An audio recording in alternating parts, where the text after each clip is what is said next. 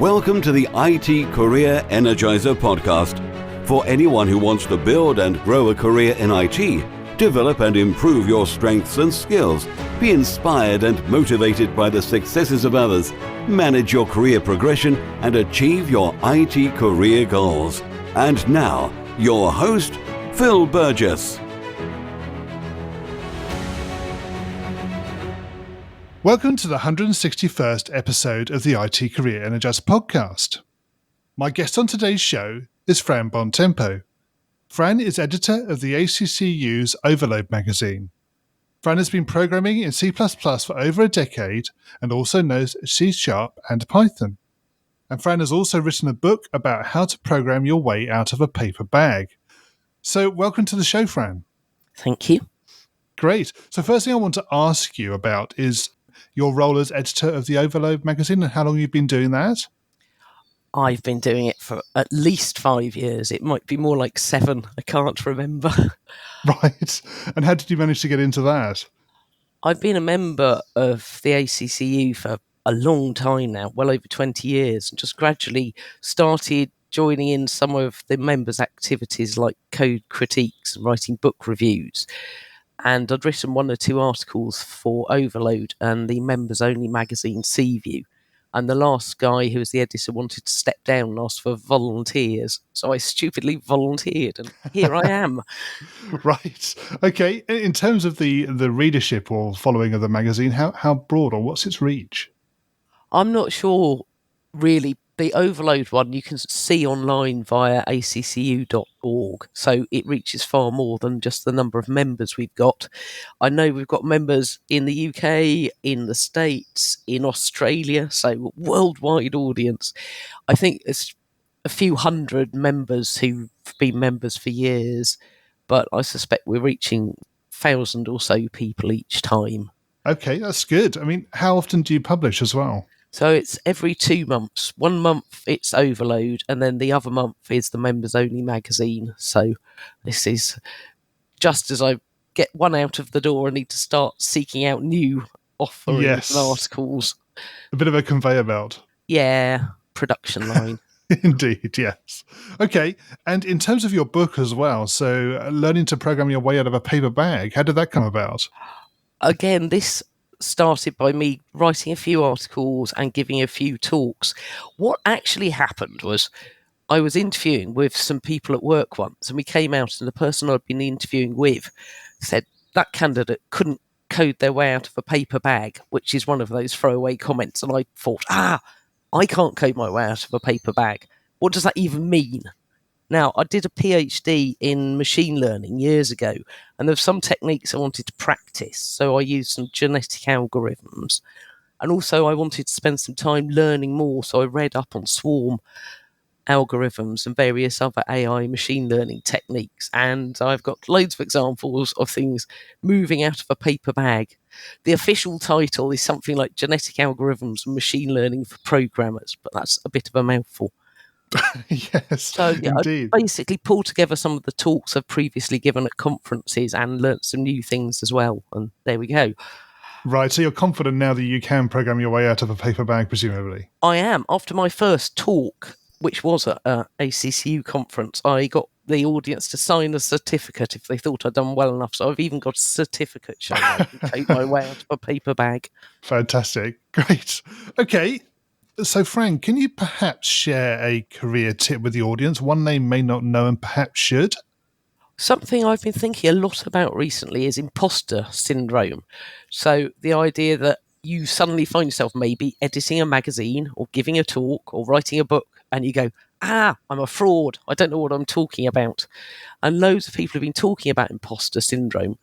I think it's something that will start happening as you put your head above the parapet and start getting involved in things. And I want us to stop calling it imposter syndrome. I think it's that conscious incompetence from the 4 stages of learning, where you suddenly start becoming aware of all the other things you don't understand yet. So I think you should see it as a good thing. Don't panic. Indeed. So I also think it's a term that's come into sort of common use now, but it used to be referred to as self-doubt. It's the same thing in my view. Exactly. But I'm saying that's a good thing, actually. If you're starting to do that, you're realising you've still got more to learn. So embrace it and don't panic. Indeed. Yeah, that's great. So, Fran, we're going to move on to career experiences. So, can you perhaps tell us about your worst IT career moment and what you learned from that experience? I can't choose. I've got two. So, one, very early on in my career, I was in the root of C at command prompt and accidentally deleted Windows from the work laptop, which made me panic and go and hide in the cupboard. But I faced the music and we sorted it out afterwards. And the other panic moment, I was on a team of 7 and they laid off 5 of us with no warning. And the next day, everything broke. But I knew where the code was, I knew where the log files were, and I did manage to trace down what had happened. But that moment of panic when the team had gone and I didn't know what had gone wrong. So, yes, 2 extreme panic moments, but they panned out all right in the end. Right. Managed to trace down a service account that had been deleted because the person who asked for it had been laid off, which is not what you're supposed to do with service accounts. But anyway, traced that one, fixed it. Okay, I mean, I had a similar experience with deleting a software application. So, because I was asked to, and I even asked about the additional files that were there. They said, "Oh, no, don't worry about those; they're not necessary."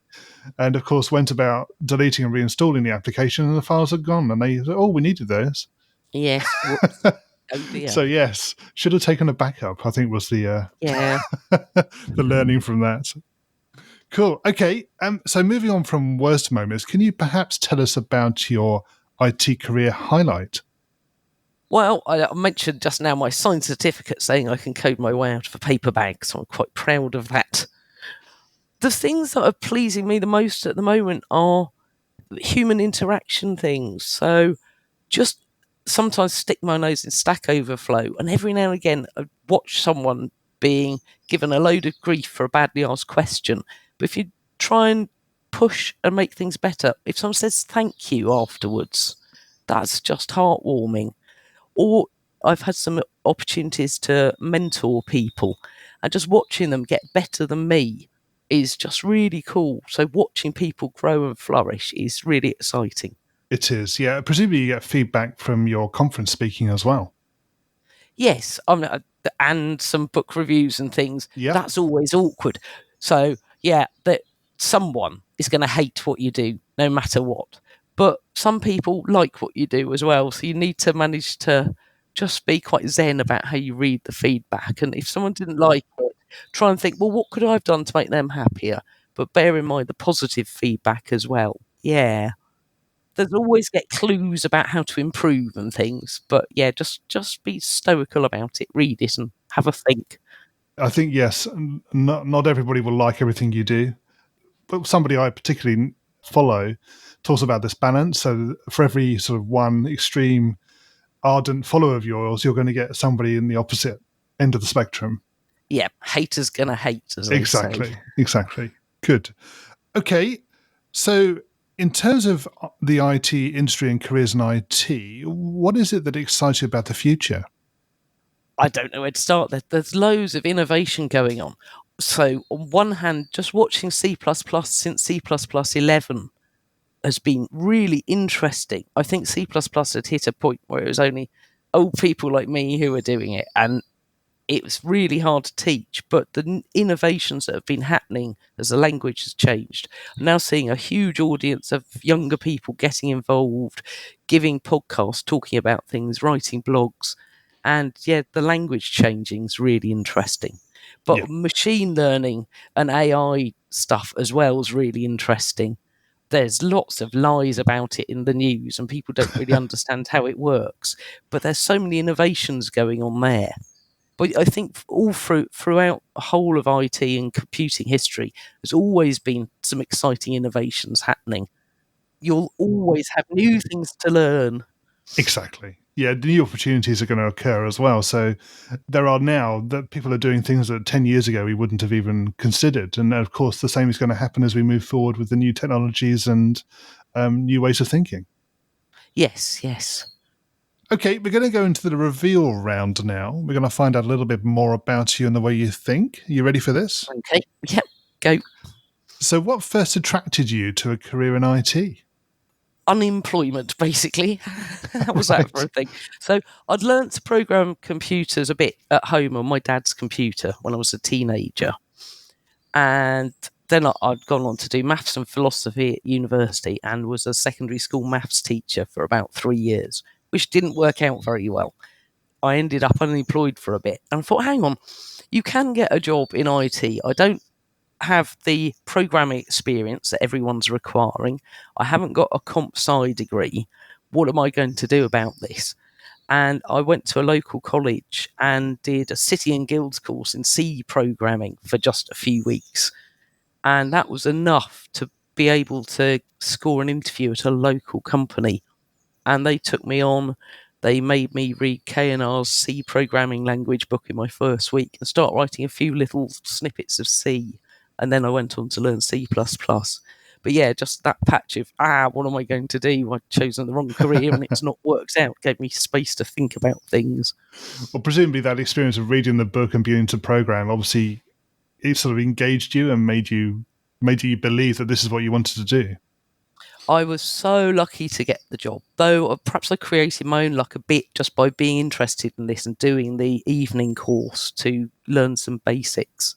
But yeah, that was really exciting. Yeah. And what is the best career advice you've ever received? So I did that job for about 4 years and I got an opportunity to do a PhD at Leeds University. And I said to my boss at the time, what am I going to do? You told me to read this K&R book. You've been pointing me at the best books to read. So what am I going to do when I'm by myself doing the PhD? And he suggested joining the ACCU. Now, that was the right advice for me. But just that idea of finding a group of people who will help you is really important. Yeah, absolutely. And conversely, what is the worst career advice you've ever received? I don't fit very nicely an idea of a hierarchical career structure and trying to climb your way up the slippery pole. I think a lot of technical people end up in, if you're in a larger organisation as a permanent member of staff, you have the opportunity to be a manager, which I always hear as opportunity not to program computers anymore. So anyone who's trying to encourage me to be more senior, I always hear as stop doing the thing you love. So I'm not interested in that. I'll keep following my random walk. I like tech. Okay. And if you were to begin your IT career again right now, what would you do? The most important thing for me was finding some supportive groups somewhere. For me, it's been the ACCU, but there's so many other things going on. There's a group called Include C++ that have got an internet chat room and they pitch up at various conferences and they're just watching people help and support each other and encourage each other is amazing. And being really welcoming to beginners and helping them find good books or give them code reviews or pair up with them on something. So definitely straight away, yes, okay, sit at your laptop by yourself for a bit programming, but meet some people who will be kind to you and help you. That's great advice. I think there's a lot of support out there now, particularly at these conferences and meetups and so forth. So yeah, make the most of it, definitely. And what are your career objectives at the moment? I'm having a daydream of retiring soon, but I'm wondering whether we can get AI to replace programmers. So at the recent ACCU conference, I demonstrated how I'd got some AI to generate the code for FizzBuzz. And unfortunately, the code was absolutely vile and it took ages to come out of the right tests. So I don't think I'm going to manage to retire in the way I hope for a long time soon. But I want to keep playing with some of the AI ideas. The way I generated the FizzBuzz code was by using something called genetic programming, which just makes a tree structure for you, which immediately then is the abstract syntax tree for a language. And you can do things pulling on AI to generate code for you or test your tests or come out with test cases for you. I think there's an overlap going on between the AI machine learning community and the tech community that if we talk to each other better, we can help each other out. So I can see a space there that I want to be involved in. Yeah. That's interesting to hear what you say about the potential for AI to help with test cases in particular. That's one I hadn't considered.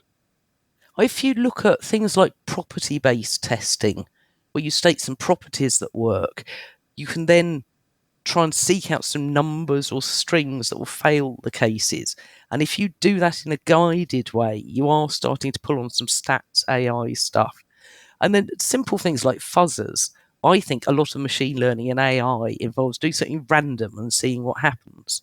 But if you come across fuzzers before that just throw some random data into something and try and make it crash, that's exactly the kind of thing I'm talking about. Yeah. And mutation testing as well, where you randomly change the code and see if any of your tests fail. So again, do something random, see what happens. And what do you do to keep your own career energized? Part of this is still editing the Overload magazine. I get all kinds of things sent to me that I'd never have thought about reading before. So that keeps me up to date with some of what's going on. And yeah, love going to conferences, like talking. It's much easier to sit back and listen. Yes. Following blogs, talking to people, see what's going on out there and follow your nose, do your own random walk. Yeah. And what do you do in your spare time away from technology? All kinds of things. It's nice to do something quite grounding. I spend far too much time reading dystopian cyberpunk sci-fi books and similar, but it's nice to do something in contrast. Got a house with a garden. I'm sitting looking at it at the moment. I can see some flowers, and that makes me happy. I love cooking, actually, which is kind of like science, but trying to make bread. Just do it making a big curry or something, and then I've got food for the rest of the week that I can just heat up quickly. Things with my hands, so cooking, gardening, walking. Fran, can you share a parting piece of career advice with the IT Career Energizer audience? Something that struck me at the Software Craftsman Conference last year in London, Mike Feathers was talking, and I can't remember exactly what he said, but it was along the lines of, as programmers, you've got an amazing set of skills. You don't have to be unhappy in your career. And he was encouraging us to be innovative, maybe try and set up a startup or do something useful that keeps you happy. So yeah, be happy. Yep, absolutely right. Definitely. It's definitely making sure that your career gives you that sort of balance with everything within your life as well. I think that's the way I tend to look at it. Yeah, exactly. Fran, can you perhaps tell us how we can follow you and connect with you? So you can find me loitering on Twitter as Buontempo. If you Google me, you'll find me because I've got a unique name, I think. I hang out on ACCU General from time to time, which is just an email discussion group. Send articles to Overload. They will be peer-reviewed. You will get feedback. I'll try and make sure that we're kind and critical in equal measure. And I do hang around on the Discord chat from the chat that the Include C++ people have set up. So I'm out there. DM me on Twitter if you want. Fran, thank you so much for joining me on the podcast today. It's been great chatting with you. Thanks for the invite. As always, my thanks go to my guest on today's show. You'll find a show notes page for today's episode on the IT Career Energizer website, which will be itcareerenergizer.com/e and then the number of today's episode. I also want to thank you for your continued support. It's always great to hear from listeners, particularly when they have suggestions about potential guests or ways to improve the show. And this was one of the reasons for creating the new IT Career Energizer Community Facebook group. I'm really excited about taking the podcast forward, and I hope that you'll continue to support and listen to the show as it continues to change and evolve. Thanks for listening, and remember, if you're not growing your career, you're slowing your career. Thanks for listening to the IT Career Energizer podcast. To find out more about building a successful career in IT, visit itcareerenergizer.com.